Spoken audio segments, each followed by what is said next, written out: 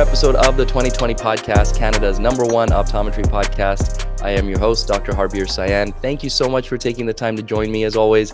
Always appreciate all the support, the liking, the following, the commenting, the rating, everything that you've done to help support the podcast over these 4 years. It's been amazing. And as always, I have the same request, which is to please continue doing those things if you don't mind. If you find some value from this conversation, send a link to a friend, whether you text message it or you put it on LinkedIn or you put a screenshot up on Instagram, whatever. Tell your grandma if she's into optometry. I appreciate all of the support. So thank you so much. And I hope that you find some value from this episode. I already have found value speaking with my guest, Dr. Caitlin Reghetti, just over the phone and in person, really inspired by her journey. And I hope that you will be as well, because today we're going to be talking about how to bring your passion into your profession, how to take your creative side, if you have one, things that you love doing outside of optometry, and bring them into your career so you can have a fulfilling career within the industry. Dr. Caitlin Reghetti is an Ohio-based optometrist. She graduated from The Ohio State University. Go Buckeyes.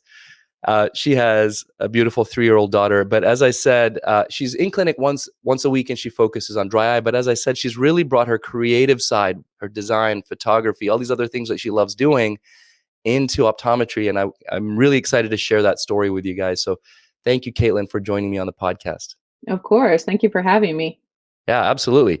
So let's go through your journey, I think is the best way to kind of set the stage, right? Let's see. You graduated optometry school and you started practicing as we all do, but something didn't quite line up for you. I'd love for you to share that with us. Yeah. So when I graduated, I went straight into a full-time position for an ophthalmology group clinic. I was there for maybe about a year. And then after that position, I kind of branched out and wanted to start exploring different avenues because I wasn't 100% happy in that role. And I thought, well, maybe it's the setting or maybe it's the practice. Maybe I just need to be, in a different type of setting. So I worked in a couple different commercial locations. I worked in a couple different private practices, worked for a different ophthalmology group. I worked in grocery stores and hospitals and kind of all over the place. When you say grocery stores, you mean as like an optometrist in the grocery store? Okay. Yes. Not bagging groceries. Well, actually, I did bag groceries as a teenager. That was my first job, ironically. Me too. Funny enough. Okay. Yes. Yeah. So I kind of, I explored all these different locations and I found an office, which is the office I'm at now, which is where I was definitely the happiest. The staff is great. The patients are great. My boss is great. He's very supportive, very open-minded. He gives the doctors a lot of autonomy for practicing. So it's a best case scenario for a doctor, I think, at least for myself. And I still was just finding like, I'm still just not, as happy as I expected that I was going to be when I was in optometry school. So for me, I started first branching out to see if there was something I could do with my degree outside of clinical care. And that was really hard to find anything that was really available because a lot of it was just, you can be a teacher, you can be an administrator, you can do research. Like I kept doing different research on things and just kind of finding the same list of like 10 things that I could do. And I didn't want to do any of them. So I was like, there's no point in me switching to something that's just going to make me more unhappy. So I decided to just focus on what would make me happy outside of work, focus on hobbies. A lot of what I love to do was cooking and photography and writing. So I decided to start a food blog. So I did that in 2016. And that was a great outlet for me. And I was able to monetize it by joining an advertising company. And it's something I still love to do. It's just an awesome outlet. And then it also taught me a lot about like digital marketing, SEO, just a digital presence in general. So fast forward a couple years, I had my daughter in 2020. My boss, again, being super supportive, he offered that when I came back from maternity leave that I could do one day at home, rewriting all of our website content. So that was really cool to be able to revamp our website for us and to have things written from a doctor's perspective. So I did that, loved doing it, decided this is maybe something I could offer to other doctors. So I decided to start a freelance business, writing website content, doing social media designs, things like that. And it just kind of niched down into, I really like the design aspect of it. Mm. Writing is great. I love writing, but I can only write so many articles about astigmatism before it started becoming Yeah, yeah. repetitive. So the design world for me just offers me a lot more of a freedom outlet. I can do it from anywhere. I can be home with my daughter some days. I can travel, which is something I love to Mm. do. So that was kind of my strange journey through optometry of Yeah, just yeah.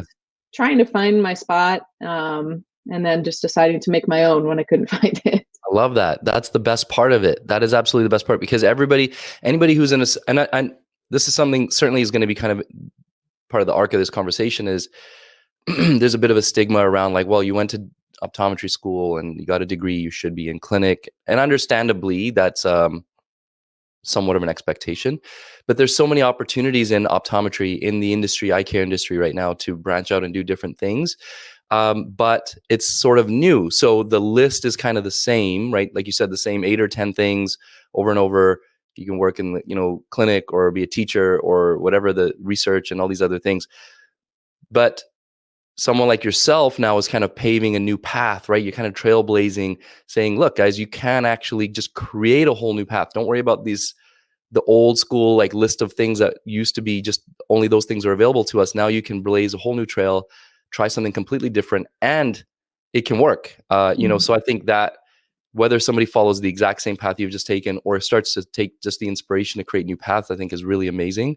So that you had um, the you were brave enough to do that because I think that's something that holds a lot of people back. So I really want to focus on that as we go through the conversation about how we can get others inspired to kind of do the same thing. Because I know there's lots of people out there who do feel a bit stuck and maybe not as super inspired at work or maybe even a little disenchanted at work. So I think this story is really going to help them. I want to learn a little bit about the food blogging because I'm a bit of a foodie myself. And it sounds like it did quite well. And you were telling me, I think you were telling me that your husband's even in on it in to some degree. Can you tell me a little bit about how big that's gotten and what that kind of entails now? Yeah, so it started as, just a little hobby blog that I don't even think my mom was really looking at. And I haven't, grown it to the point of it being extremely large, but it's at a comfortable place for me where I'm able to create content and not feel pressured to have to rely on that as my primary source of income or anything. Right. So the way it's called Cuts and Crumbles, and the way that it's kind of developed was trying to take food that was indulgent and unhealthy and turn it into a healthier style dish that still had great flavor. Oh, good. My husband and my brother-in-law and my father-in-law are huge into smoking and grilling, and they're amazing at it. So we did incorporate them a few years back as well. So they have their own section of the blog of doing all Very the cool. smoked meats and smoked sides. So yeah, so it's been a lot of fun. That's awesome. And the fact Yeah. that I always love when it starts to get to a point where other family members or friends are starting to get involved. And I loved smoked and grilled meat. So I'm super intrigued by that. So Cuts and Crumbles, Cuts and cutsandcrumbles.com. Is that Yep. cool? All right. So I'm definitely going to be checking that out. Yeah. If you're going to give me healthier recipes to those indulgent foods that I love, yeah, that's a win-win. I'm going to take Yeah, it's that. like the cuts are like the healthier foods, the crumbles are like the more indulgent stuff, Sure. and then the Barbecue Brothers has all the smoked stuff for you. Barbecue Brothers. What a cool name. Mhm. That's so great. Thanks. Love it. Okay. So because trust me, on the food topic, we could be gone on that tangent all day long. So let's get back on track here because we want to talk about eye care, optometry, and specifically this word that I heard from you, this phrase that I heard from you that I suppose I had never really heard it phrased this way, but uh, ocular health literacy. And I'd love for you to just explain to me what that means and how that relates to what you're doing. Yeah, so for me, one of the things that I've always loved about optometry, regardless of the setting I was in, was just the patient education side of things. So I loved being able to just explain things to patients they hadn't heard before, explain it in a way that they hadn't heard before. Mm, I had so many patients where I was surprised that they'd made it their whole life and never even knew what myopia meant. right. So just things like that, I really enjoyed taking the time to explain things to patients. And I realized that was kind of the backing behind my business was I wanted to be able to just get that patient education out there in a doctor's wording, something that was relatable, something they could understand, something they could refer back to. So I saw the definition of health literacy at some point, which is the degree to which individuals have the ability to find, understand, and use information and services to inform health related decisions and Mm. actions for themselves and for others. And Mm. so that just kind of spoke to me, and I realized ocular health literacy is really the goal of my business, is trying to put the ownership of ocular health literacy back into the hands of the doctors rather than relying on, information from conglomerates or, patients just referring to social media or Google for Yeah. their information.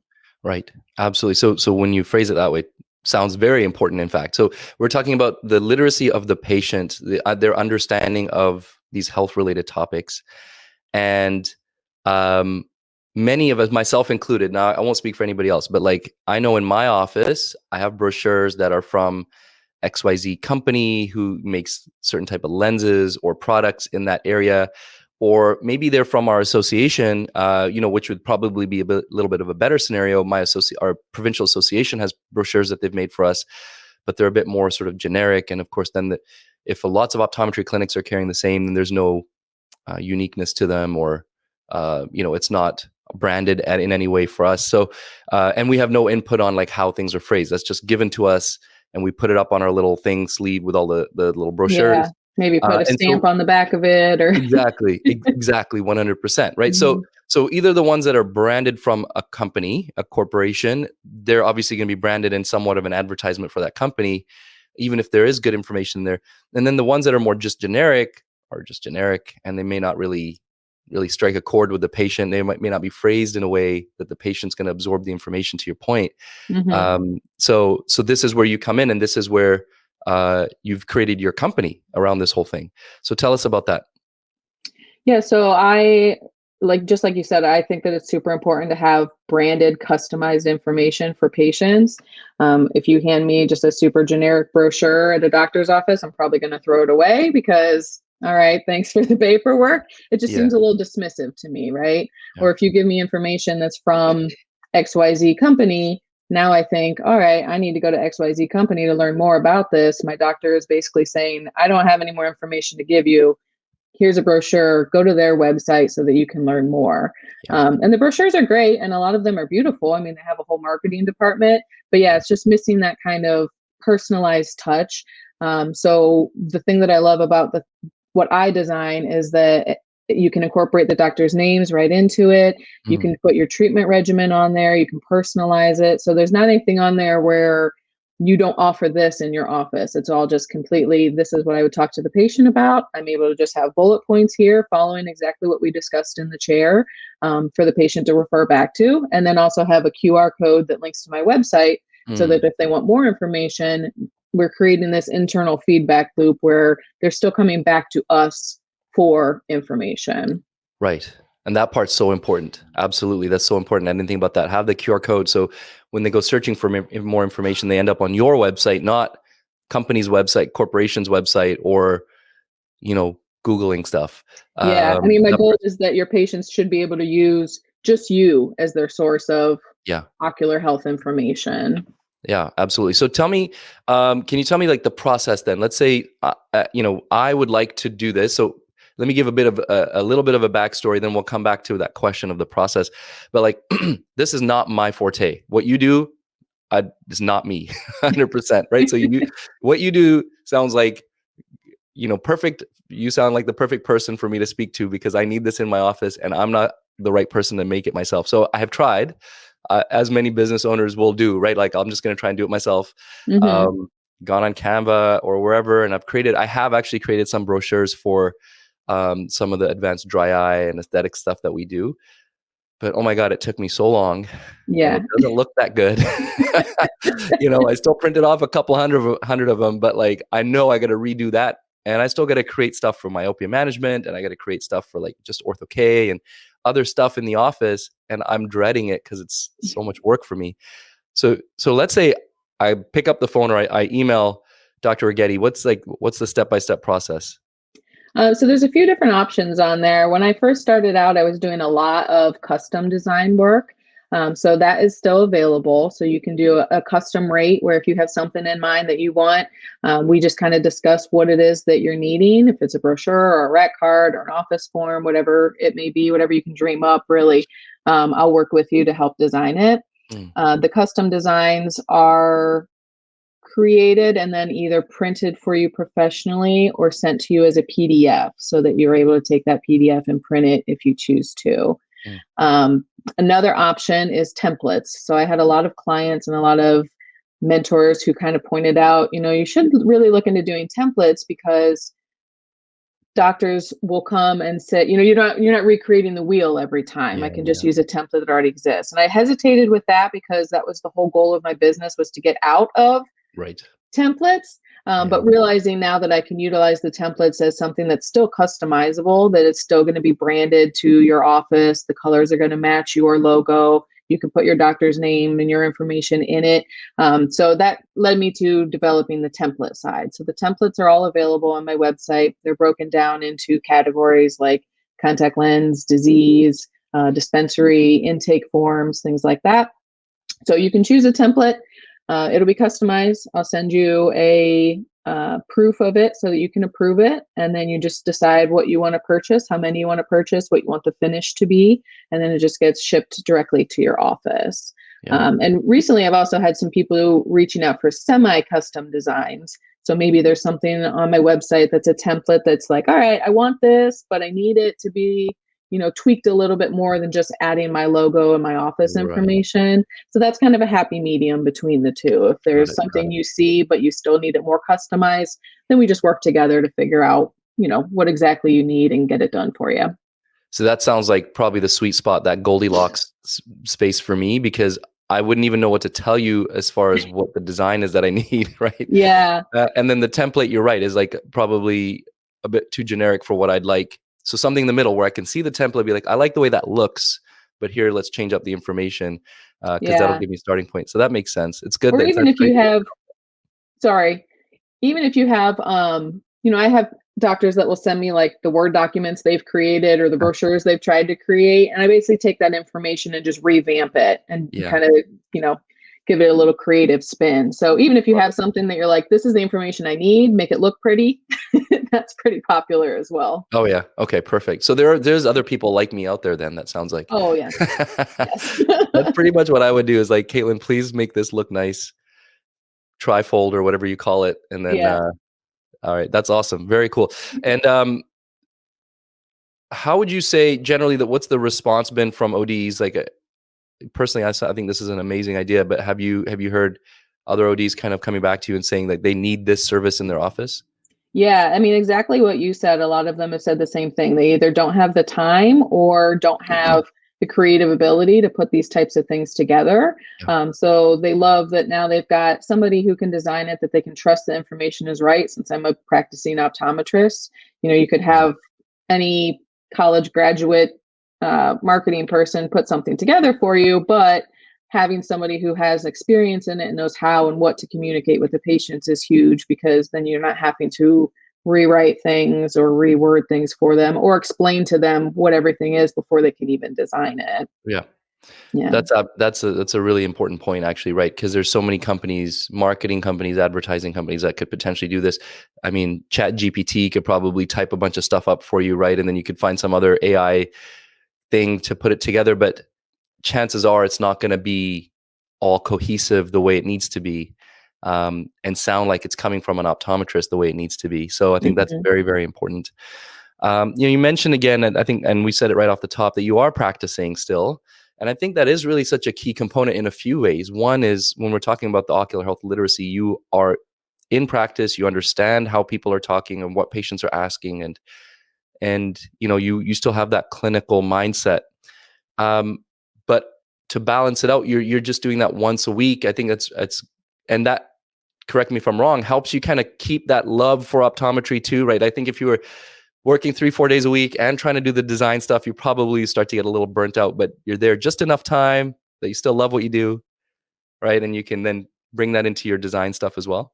Right. Yeah. And I've kind of tapered it over time. First it was 4 days a week, and then it was three, then it was like Hmm. 2.5. So I did try a variation of different days to try and find what my life work balance worked best for me. And I think that the 1 day is perfect because it does keep me in clinic. It keeps me in the loop. I still love practicing, and I love it doing it just 1 day a week. Yeah, exactly. Where yeah, if I did it more, I get a little more burnout. Right. 100%. So that leads me to the question, which I think is kind of the important big sort of or overarching question here is like, what advice would you then share with somebody else maybe who is in a similar position to that where you were a few years back, trying to figure out what uh how to approach your career to have that fulfillment. Maybe you're not getting it working 4 or 5 days a week in clinic. um how did you find your way to where you are? What advice would you give to someone in that position? I would say the best thing you can do is just really focus on what it is you have to offer outside of optometry, what your passions are outside of work, and figure out a way to harness that and implement it to help improve the industry. So if Yeah. there's something that you can, take that you love doing personally, it reminds me of Paul Mormon with GRT. So he loves hiking, he loves adventure. And so All he's right. put together GRT Summit where he's able to do kind of CE things with doctors. So even something like that, you wouldn't normally look to say, oh, I like hiking. There's no way that's going to ever apply to optometry, but Right. there is a way to do it. So it's really just figuring out what you love doing, what you want to spend your time doing, and then deciding from there, okay, how can this apply? Which is a journey to figure Yeah. out exactly how it applies. But I do think that there's room in the industry for everybody, and there's a huge support system that maybe people haven't discovered yet by putting themselves into that entrepreneur state. I think that's really great advice. And I mean, when you shared your story right off the top here, we could see it was a journey. It's not that you just said, "Oh, I'm not going to do clinic anymore. I'm going to do design." Like you had to lean into your hobbies. You created a food blog and went all the way down that path first. And it wasn't until you did all of those things that you found the little, and then you did the website design, and then you really, like you said, niched it down to the design stuff that you're doing now. It doesn't Hmm. come overnight, but it does require that confidence and that faith that if I follow this at some point along the way, I'll find the thing, right? We maybe, like you said, the thing that you're doing now wasn't really a thing until you did it. Right. Right? So I'm hoping that others out there, and now listen, I'm a practice owner. For me, it like, and for many other practice owners, it's hard to find associates right now, right? It's like one Hmm. of the biggest issues across the industry is finding good staff, excuse me, finding good staff and finding good associates. And here I am in the same breath, I'm encouraging optometrists to like potentially not go work in clinic and go do other things. That's only going to perpetuate the same issue that I'm currently having in my clinic. However, I believe that it's better for the profession as a whole if we just love what we do, right? If we are working 1 or 2 days in clinic and we're also doing something else that contributes to the profession, like you are, it's better for the whole. It's better for all of us in general, right? I think we're lucky to live in a time and be in a profession that allows us to do all these different things. There's other professions where it's like, this is it. You either do this or you don't. Uh, Yeah. and so we're fortunate. So rather than having a bunch of disgruntled optometrists working in clinic, I think it's better for us to go explore, expand our horizons, add value Yeah. to the profession. That's my And little 2 cents. that's an interesting point too, because I also, another thing that I do is I work as a clinical liaison for Acrinos. Yeah. So in my role, I talk to a lot of practice owners and a lot of associate doctors, and kind of from that role, I can see the disconnect between the two. And realize that a lot of associates are eager to please and eager to be in practice, but maybe they're not getting that work-life balance that they want and need, Yeah. that may be expected from a practice owner. So it's just kind of interesting to see from everyone's different point of view of how things can change in the industry and how there's room for everybody to work in a way that they want to, rather Yes. than a way that is expected of them. Right. Yes. And it requires compromise and some sacrifice and some flexibility and all the things that sometimes we don't want. But like I'd like to give the practice owner that you work for, I'd love to give him a shout out. First of all, if you could Yeah. just tell us his name. Yeah, so I work with Dr. Thomas Handel. So it's Handel Vision Clinic.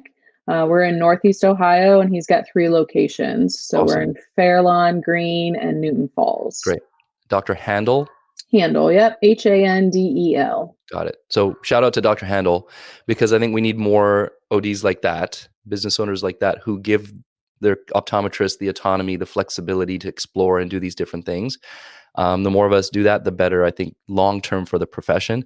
The more of us who are like rigid and like, you're either here Monday to Friday or get out, right? That is, it's going to lead to more burnout. And I think especially given like this, the changing generations and expectations for the newer generations of optometrists, I think it's important for us to be more flexible with this versus kind of the old school rigid approach. So thanks for sharing that. I appreciate that. And I hope that will inspire somebody out there who's listening, who's thinking about doing something a little different. Get out there and do it, and have the faith. And I think you'll find something that you love to do, and it'll help yourself and the profession as a whole. Mm-hmm. So there's 2 newer segments that I have at the end of the podcast. First one is a little bit of a rapid fire question segment. And then the other one is called, sorry, baby screaming in the back. And then the other one is called You're Welcome. So we're going to go to You're Welcome at the end. So first, rapid fire. I got like 4 or 5 questions, short, like 1 word to 1 sentence type answers, whatever kind of comes to the top of your head, top of your mind right off the bat. Okay. You ready? Yeah. Warmed up? I'm ready. Good. You're chill. All right. So what gives you energy? I would say rest and relaxation. Good. What drains your energy? Too much socialization.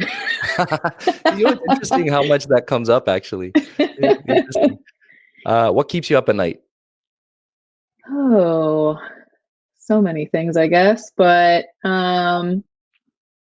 really, just as a parent, is just making sure that my daughter is safe and growing up in a world that allows her the ability to be herself and succeed.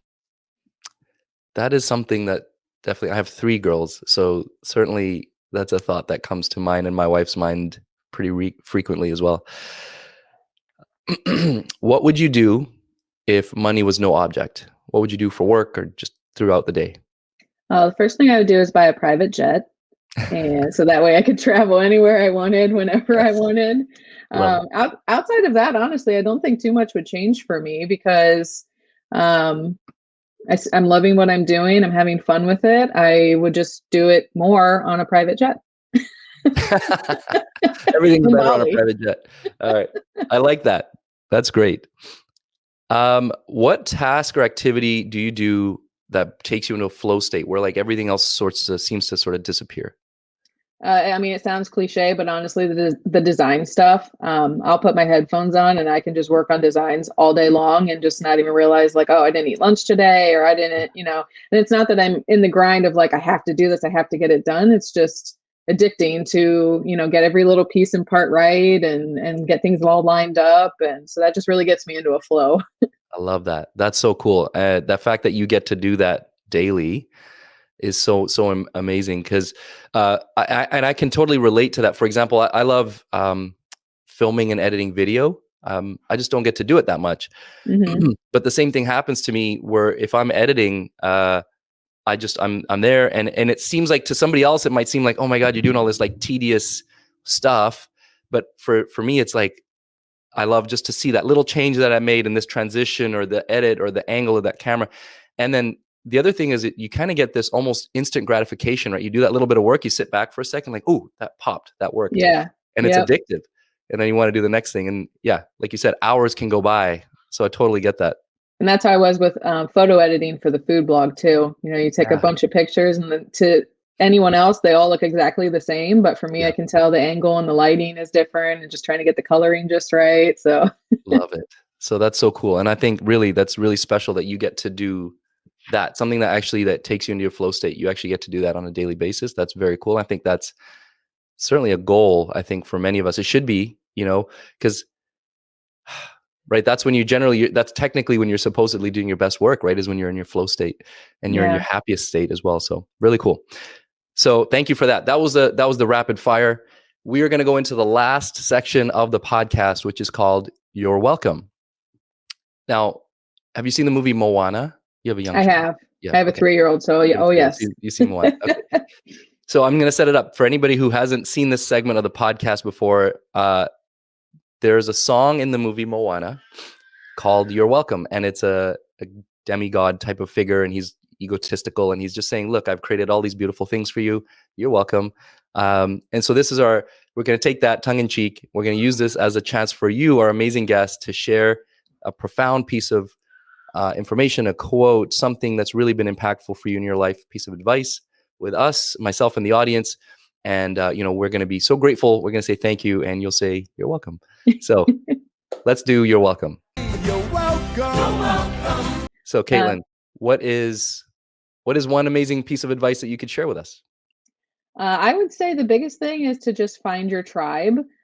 So definitely, if you're heading into the entrepreneurial state, it's important to surround yourself with people that support you and understand what you're doing and why you're doing it. So if you stay in a position where you don't feel like you're growing, or you don't feel like the people there understand how you're growing or why you're not growing the way they are growing, it's a good idea to just kind of branch out and start discovering people that do support what you're doing, because the optometry world is huge, but it's also very tight knit, and there's a whole other world of accepting and supportive people that you'll discover once you really kind of start branch out and being your authentic self. I love that. Find your tribe. I think that's so important. You're right. If you're surrounded by people who are not going to support your growth or have negative feelings or sentiments towards what you're doing, it's going to limit your growth, probably drag you down, right? So amazing. Find the right people who can support you. So Caitlin, that's amazing advice. Thank you very much. You're welcome. Yes. And you sang it too. Amazing. Caitlin, that's amazing. Thank you so much. You're welcome. Hey, it's okay. It's okay. You're welcome. You're welcome. Before we wrap up, where can people find you? Yeah, so my website is Dr. Reghetti Designs. Reghetti is Reghetti, just like spaghetti. So that is my website. I'm also on LinkedIn as myself, Caitlin Reghetti, and Dr. Reghetti Designs. I'm on Facebook and Instagram. And then my email is just contact@Dr. Reghetti Designs. Great. So, and when we say Dr. Reghetti, it's Dr. Reghetti, right? Yes. Bear with me, people who are listening. D-R-E. Oh my God. Reghetti designs.com. Yes. Okay.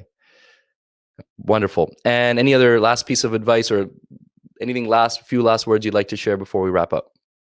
No, I mean, I would say I'm very open to, if anyone ever wants to reach out, kind of wants, an inside scoop of what I've been through and how I found supportive people, because it's very tough to find people to be able to connect with that you can trust. There's a lot of different Facebook groups where we all try to connect, but sometimes it doesn't feel like exactly a safe space to do so. So if you ever just need, somebody to reach out to, I'm here. That's wonderful. Thank you for offering that, because I'm sure there are lots of people who would like that support and maybe a little bit of direction, who are starting out on their journey. So thanks so much for sharing that, Caitlin. Thanks for sharing your whole journey. I think this is really inspirational, and I think there's going to be a lot of people out there who take it and it gives them that little extra nudge in the right direction to start doing what they're passionate about. And thank you to everybody who's listening and watching the 2020 podcast, Canada's #1 optometry podcast. I will see you guys in the next episode.